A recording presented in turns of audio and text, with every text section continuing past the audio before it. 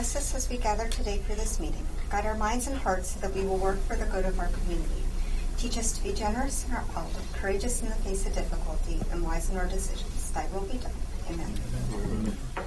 Pledge allegiance to the flag of the United States of America and to the republic for which it stands, one nation, under God, indivisible, with liberty and justice for all. I'd like to call this Hancock County Commission to order. Just please turn off all cellular devices. Thank you. This October 20th, 2016, exactly 2:30. Item 1, roll call. Mr. President, all commissioners are present. So we have a quorum. Item 2, approval of minutes. Approval of County Commission minutes for October the 6th, 2016. Move to approve. We have a motion. Any comments or corrections? Read through them several times. With none, call for a vote. All in favor? Aye. Opposed? Motion carries. 3-0. Government agency presentations. Item 3, Patrick Ford, Executive Director, Business Development Corporation, quarterly update. Mr. Ford, the floor is yours. Commissioners, thank you very much. I always appreciate the opportunity to brief you on the activities of the Business Development Corporation. Just to set the context on the 5 projects that I want to update you gentlemen on is the recent unemployment figures just came out for Hancock County and for Brooke County, and when you all set our organization on the path to start creating inventory and creating economic development opportunities and to attract investment, going back 6 years ago, back in 2010, I've used that date as a benchmark for all of the statistics that we collect from the U.S. Census Bureau and the Bureau of Labor Statistics. And back when we started this in 2010, the unemployment rate at that time in Hancock County was 13.7%. And those unemployment figures just came out, and they're generally 2 months behind. And the unemployment rate right now is 6.6%. That unemployment rate is half of what it used to be. To ground truth that unemployment rate, the real numbers are out there. People are hiring. And also, over that same 6-year period, we've seen $90 million of investment in Hancock County alone.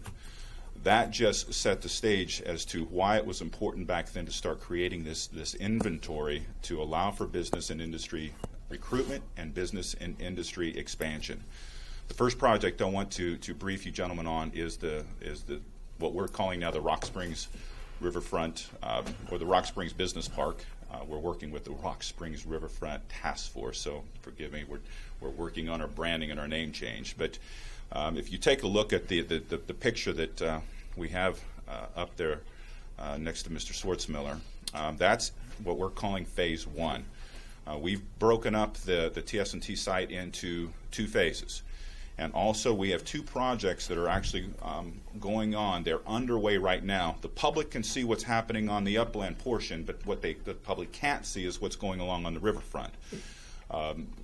That project that you see right there is the culmination of a $3.3 million investment, of which $2 million of that investment is the structure that you see there, at which time we will be completing this December.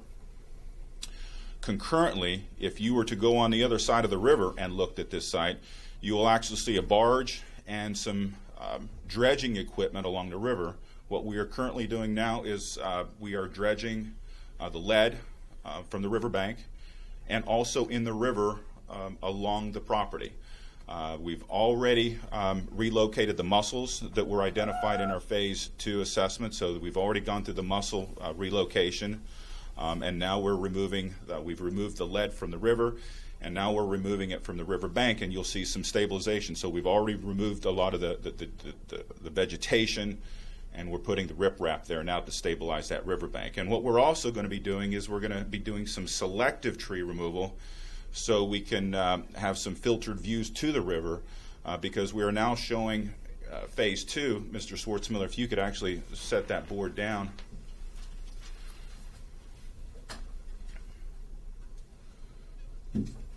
The other board actually shows what the vision or the master plan that we have for this site.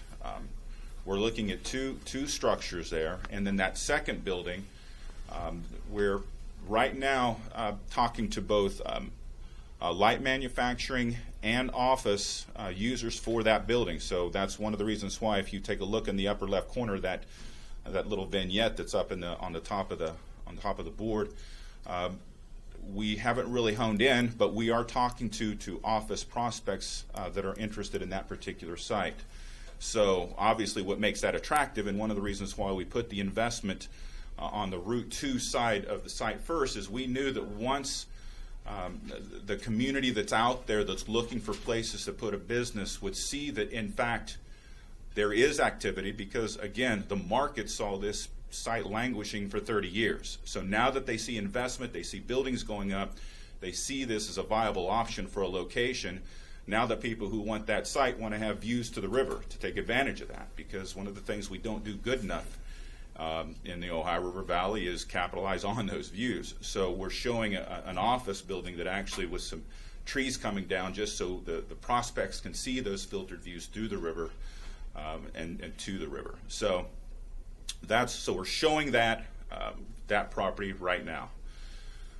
Moving down, going south, what we're also doing is we're working with Mountaineer and Mr. Arnaud because of the energy activity that's in the area.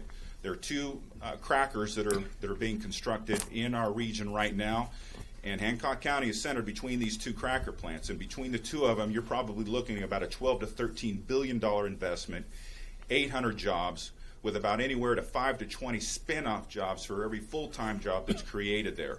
So a lot of these spin-off industries are looking for places to locate, and it's creating a lot of interest in the Mountaineer site. It's creating a lot of interest in phase 2 of this site, as well as opportunities for us to start looking for other opportunities to accommodate these businesses in Hancock County. So we continue to explore other opportunities to repurpose abandoned mill sites or greenfields in our region as well. Moving on to New Cumberland, the call buildings is something that's always been on our radar. We did acquire that property. We cleared title to it. Now what we have just finished is getting an asbestos survey. We made that commitment to you county commissioners and also our board of directors in the community, that now that we've got an asbestos survey back, we're going to be rebidding that project probably within the next couple of months, so we can see where those bids come in, and hopefully they'll be sharper and more refined, and we can get a bid that we're comfortable with, that we can move forward on the raising of those two buildings. Also, this is something that's flown under the radar, but we've been getting a lot of inquiries about this, and there wasn't really even much notice about this, but there was 2 public meetings here in the library last night regarding a hydroelectric power plant. Just to answer some of the questions that the public has, and maybe you as a commission has, there was a permit filed to build a hydroelectric power plant at the location of the locks and dams here back in 2013. It's a preliminary application. This is not uncommon. You see similar, what I call merchant utilities, doing the same thing with natural gas power plants.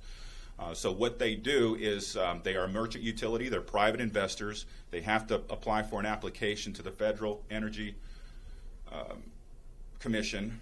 And what they are doing is they're going through the process for permitting. It's a long process. They had a mandatory public hearing or public meeting yesterday for what amounts to be $150 million investments and 2 jobs, by the way. So the final application is going to be due in 2018, and if in fact they get their permits, construction will be completed in about 2022. But that's just assuming they get their permits. But again, because of the assets that we have in our region, whether it's the water, whether it's the natural gas, we're going to see a lot more of this activity of some of these merchant utilities wanting to take advantage of this opportunity and harvest the power to put on the grid. So Yesterday was simply an exploratory meeting that's mandated by the Federal Energy Regulatory Commission. We are also working with 2 task forces in Hancock County to address brownfield, abandoned, and dilapidated housing. We're working with the Rock Springs Riverfront Redevelopment Task Force in Chester and the Brick Yard Bend Task Force in New Cumberland. I don't come up with these names. The community comes up with those names. I'm just trying hard to remember them. The purpose of these 2 committees is to prioritize what we call bad buildings, brownfield, abandoned, dilapidated sites, identify which ones that we can work with the property owner to get site control, and then remove the blight from our community. Or if the numbers work, renovate those houses and get them into a deserving family who has been pre-qualified by our local banks. We've done this just one time where the numbers worked down in Beach Bottom, but usually the numbers don't work, and we simply just raise the buildings, give them to generally a faith-based organization first, and then if not that, we look to the adjacent property owners, and we call them a side yard or side lot program. The good news about this program is that we have been getting generous support from banks and the Northern West Virginia Brownfields Assistance Center to fund this initiative. And an announcement is going to be made in December that a bank is going to be making another generous gift. We actually have the check in the bank, but we would like to roll that out when we have the sites, the next sites that we are going to acquire and raise in Hancock County. The funders for this, for whatever reason, the money has to be spent in Hancock County. So this money will be spent on our bad building initiative in Hancock County. I kept it brief, Commissioner Schwartzmiller, so if you have any questions, I'd be more than happy to answer them for you. I have a question. I got a comment on the hydroelectric. I don't want to be a wet blanket on this, and I hope you're right. But we've been down this road a lot of times. It seems like they trade these applications like baseball cards between corporations in anticipation of soaring electric rates or whatever. So if the media is going to go ahead and put it in there, fine. But we're not real excited. I mean, can't get real excited because we've been excited every other year for 2 decades. So. And I'm not in the business of creating false hope, so I'd hope I did not create false no, hope. I'm just. It's just, but you're right. Yeah.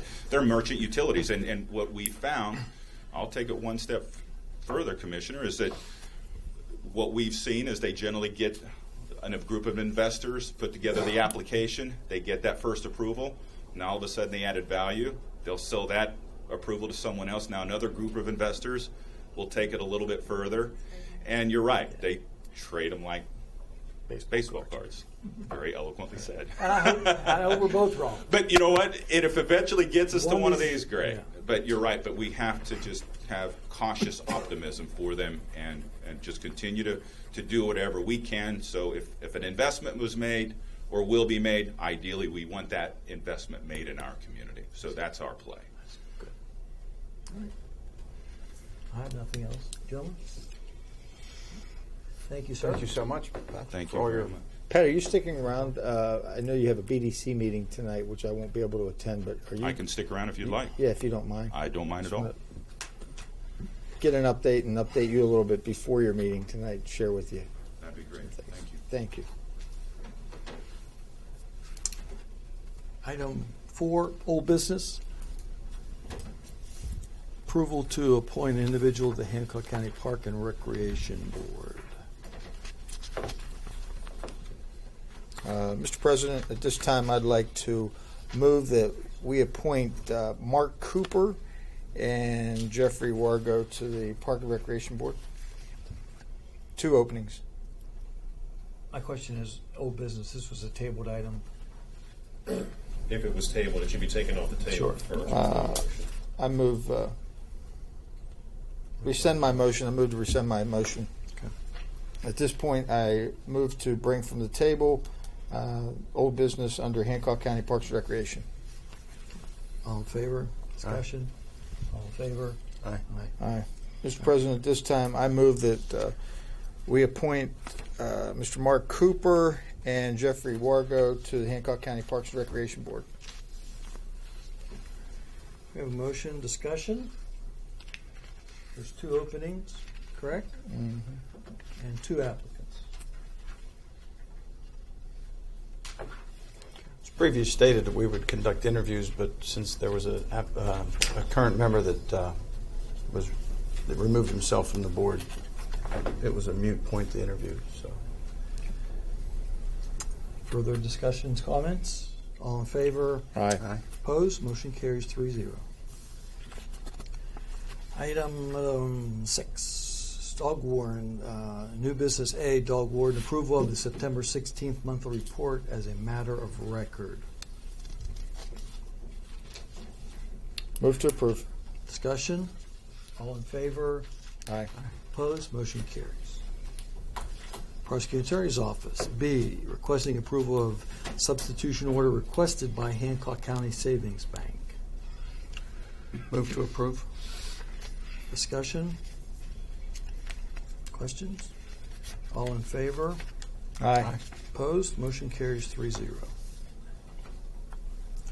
Finance, 7, general county bills. General county bills were $80,707.46. Pay card payments for all funds were $60,694.09. I move to pay the bills. Discussion? Questions? Comments? Call for a vote. All in favor? Aye. Opposed? Motion carries 3-0. Library levy. Fund bills. They're okay to pay. Move to approve. Discussion? All in favor? Aye. Opposed? Motion carries 3-0. Citizens' remarks. Fred Miller, citizen. Miller is not here today. Absent. Rudy Rosnick, citizen.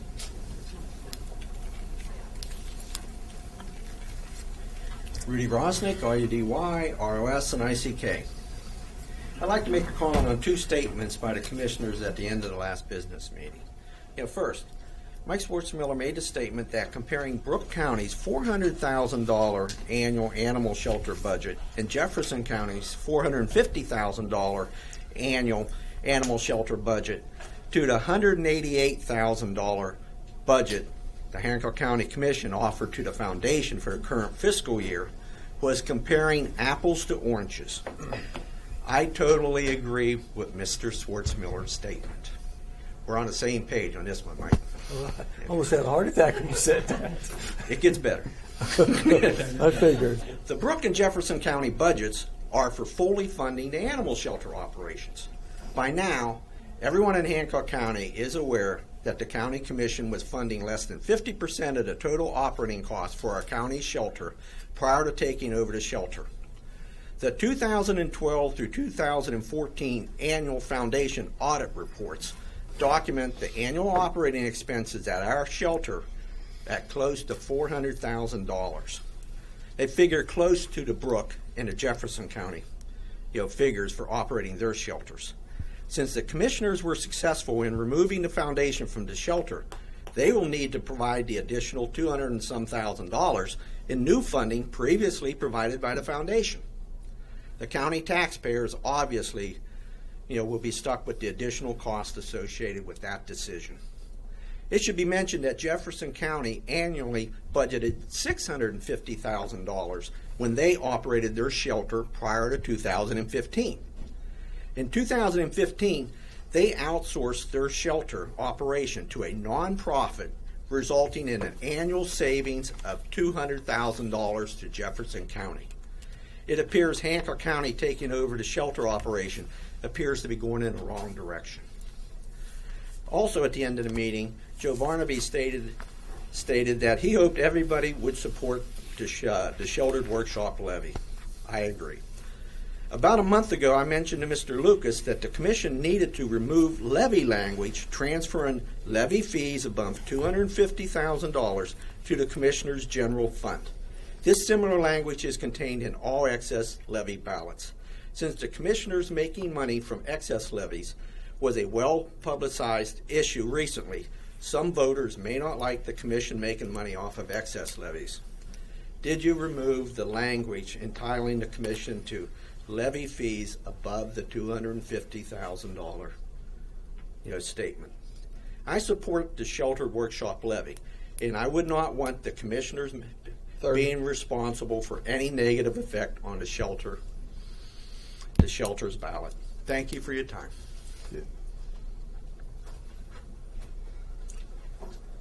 Fred, you have to get to the end of the line now. Diane Rosnick, citizen. DIANAROSNICK. The following quote is from the West Virginia Freedom of Information Act. The people, in delegating authority, do not give their public servants the right to decide what is good for the people to know and what is not good for them to know. Mainly, only information of a sensitive, personal matter is excluded from being released to the public. Yet over the past 3 months, of the 7 FOIA requests submitted, only 1 was completed in 5 days, which is the maximum time allowed for delivery of requested information. Here are 5 recent document requests the Hancock County Commission has refused to release or delayed or has only partially released. We understand that some of the information might still be in the process of being gathered, but we asked for the information on hand that was readily available to date. 1. Records concerning the hiring of shelter employees, including the appointment of the acting director of the shelter. 2. Records listing expenses paid from the animal shelter excess levy account since July 1. 3. Records listing the total number of animals received for July, August, and September. 4. Records listing shelters, rescues, and other facilities animals are being transferred to, and copies of the agreements with these facilities. 5. Records listing animal shelter expenses and public donations for the months of July, August, and September. What information here is so sensitive the public should not be allowed to view it? Complying with the West Virginia Freedom of Information Act does not appear to be a commission priority, as a letter from them concerning a August 18th FOIA request states, quote, "The request is now at an end. As this request was denied in part, you may institute proceedings for injunctive or declaratory relief in the Circuit Court of Hancock County." So the commission is advising us that if we want this information, we must file a suit against them to receive it. We're waiting patiently, as we have been. Yet at the end of the last commission meeting, Commissioner Schwartzmiller said he needed to address a half-truth, 30 since the seconds. commission is, quote, under threat of a lawsuit. We never threatened that. Taking the commission to court was the advice we received from your counsel in a letter you sent us and from your administrator while we've been waiting patiently. Thank you. Carrie McIntyre, Secretary, Hancock County Animal Shelter Foundation. Carrie McIntyre, CARIMCINTYRE. The foundation was recently contacted via email on 10/8 actually by a gentleman who had a complaint about the shelter. He didn't understand what had occurred as of July 1st. So in good faith, we instructed him to contact the commission, which he informed us that he did via email. However, in discussion with him, he's stating that he has not received a reply, and as a result, I was asked to reach out today at the meeting and present his letter. It appears that on 9/19 he visited the shelter. They wanted to adopt a dog from there, and they filled out the proper paperwork. On 9/21 he said he received a phone call from the shelter saying that they were the family that was chosen to adopt the dog. However, they've been denied adoption for this dog. So I just wanted to read his letter very quickly. And I do want to say that when I did speak with him, we offered our apologies for the misunderstanding. And I think, maybe if someone contacted him, he would probably consider adopting from the shelter in the future. Okay, dear sir, it has been brought to my attention that the animal shelter on Gas Valley Road in New Cumberland has been taken over by the Hancock County Commission after 20 years of successful operation by the Hancock County Animal Shelter Foundation. The foundation was forced out on July 1st of this year because the foundation refused to euthanize animals after as little as 5 days after arriving at the shelter. The foundation did not euthanize any animals, so they were found to be outside of West Virginia law. The politicians claim they are running the shelter to very high standards, but that is an outright lie and is not true. The truth is they are quietly taking animals to a rescue for adoption at much higher fees. Your tax dollars at work, another example of greed and corruption in American politics. Here is what happened to me and my wife. We visited the shelter around September 19th and found a dog there named Dozer. We brought our dog Ziggy with us to see if they'd get along, and there was no issue between the two. We were told that Dozer had been hit by a car and he suffered a broken pelvis. He was still being cared for by a vet, and he also needed to be neutered. We filled out the forms for adoption. We were called a day or two later to inform us we had been accepted as the new home for Dozer. We understood that Dozer was still being cared for as far as his injuries were concerned, and we wanted only the best for him, so we agreed to leave him under the care of the shelter and that we would be notified when he was ready to come home with us. My wife called the shelter about a week ago. His letter dated October 8th. And she was treated badly on the phone as if she was a nuisance calling to find out how Dozer was doing. So we waited a week until yesterday when I called to find out how he was doing and to find out a schedule for when we could go back to the shelter to pick him up. I was told that he had been fostered out to a family and that there was a family that was adopting him from under us. 30 seconds. I was also told the shelter had tried several times to call us, but that is not true as we have provided our cell phone numbers in order to reach us, and there is no record on either of our cell phones that the shelter tried to call us. It's obvious for some reason the shelter decided to give the dog to someone else regardless of what we were told or what plans we had made in order to provide him with the best opportunity for his complete recovery. This is shoddy behavior on the part of the shelter. We are very upset that the Dozer will not be joining our family. We were looking forward to bringing him home as we had already purchased new supplies for him and treats to welcome him with. Thank you for ruining our day. You will find our application in the records unless they have conveniently misplaced them or destroyed them. It seems they are after as much money as they can get from the people they are sworn to serve. And I do have the copies from Pet Finder if you do want those when the dog was posted on there. So. Fred Miller, citizen. Good afternoon. Fred Miller, Fredmiller. I'm going to give you a break on the animal shelter stuff today. I think you'd be happy about that. But I would like to invite everyone to an event that's going to happen tomorrow night out on Ross Road. It's called Halloween at Reddick's Grave. If you're unfamiliar with the legend of Judge John Hodge Reddick, he was a veteran of the Revolutionary War and War of 1812, and he was one of the first associate justices of Beaver County. So he's a county judge in Beaver County, but his farm was on the borderline with what was in Virginia. He was a judge from, I think, 1804 to 1830 when he died. When he died, he had himself buried on what was then the Pennsylvania-Virginia state line in an open-ended chestnut coffin. The legend has it that if the devil came after him in one state, he'd slip into the other state and fight extradition. He's a very colorful character, and legends grew up about him. He was kind of a boogeyman. Mothers would tell their kids when they were out late at night, you better not stay out too late or the judge will get you. Stories about him being challenged by the devil to a horse race because he was a horseman. Very similar to the devil and Daniel Webster. So it's going to be tomorrow night, 5 till 8, out on Conchar Lane, off Ross Road. There's no charge for it. We've had asked people to get parking passes through the Hancock County Museum, but attendance is not going to be so overwhelming. So if you would like to come, we're not going to turn you away. And there are signs to direct you in to see and learn the legend about Judge John Reddick. Thanks. John Reddick. Thank you, Mr. Miller. History lesson. Go to the order. Karen, anything? Nothing. Counselor? Not today. Sheriff? I have nothing today. Yes.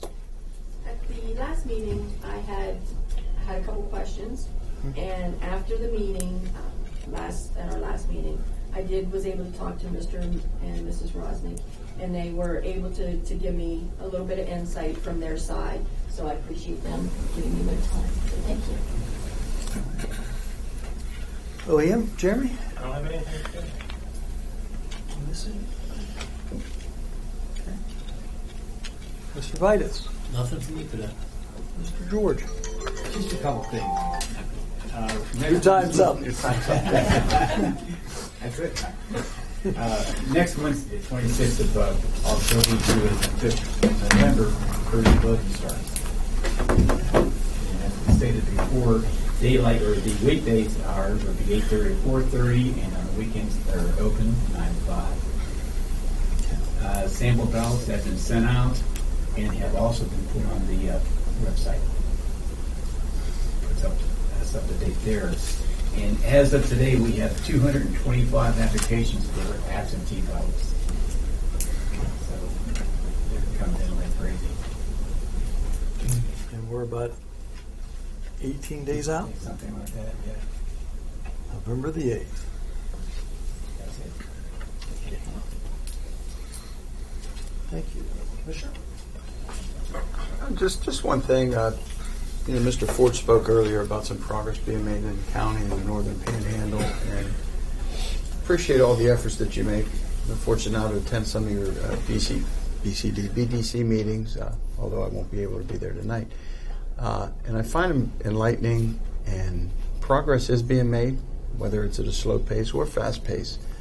Progress does get made, and I think you're a huge contributor to a lot of the activity that's going on in the northern end of the state of West Virginia, and I thank you for that. That's it. Commissioner? We have with us today a representative from Senator Capito's office, Hampton Coakley. Hampton, welcome. If you have anything you need to address with us. Just listening. Okay, great. All right. I have nothing else. Okay. I have nothing today. Coming up, next meeting will be November the 3rd. Just get regular schedule 3rd and 17th. Of course, November 11th, Veterans Day, and Election Day on the 8th. Courthouse will be closed. So with that, I'll accept the motion to adjourn. So moved.